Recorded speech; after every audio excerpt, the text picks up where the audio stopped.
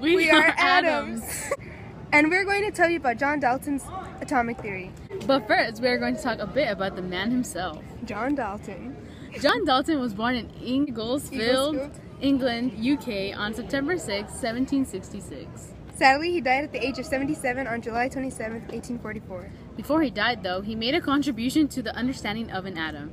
There are 4 parts to his atomic theory. The first part states that all matter is made of atoms. He suggested that everything is made up from small solid particles called atoms. He got the name atoms from Greek philosopher Democritus.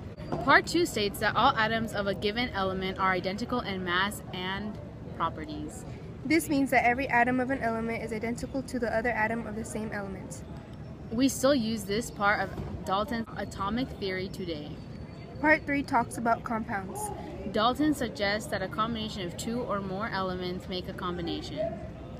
Part 4 states that chemical reactions are a rearrangement of atoms. Chemical reactions don't destroy or make atoms. The rearrangement creates a new compound. Dalton's atomic theory has created the basics of modern chemistry. Well, how did Dalton find all of this new information? Well, that's a great question, Adam. He first began gathering information after releasing the law of partial pressure.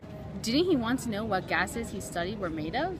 Yes, and because of that, he conducted multiple chemical reactions. Out of those experiments, he created Dalton's law. And you know what else? What? He was never married and never had kids. That explains all the free time he had to do all his studies.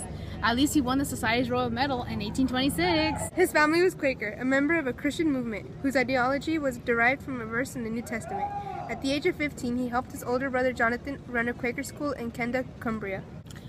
From 1787, he kept a meteorological diary, and through his lifetime, he recorded over 20,000, yes, you heard right, 20,000 weather observations. Sometime around 1790, he planned to pursue law and medicine, but since he was a dissenter, a member of the organization that opposed the Church of England, he was not allowed to study at English universities. In 1801, his second book, titled Elements of English Grammar, was published, and in the same year, he discovered Dalton's law, an empirical law coined by him related to the gases. John Dalton contributed a lot to chemistry. And without him, we wouldn't know what we know about atoms today.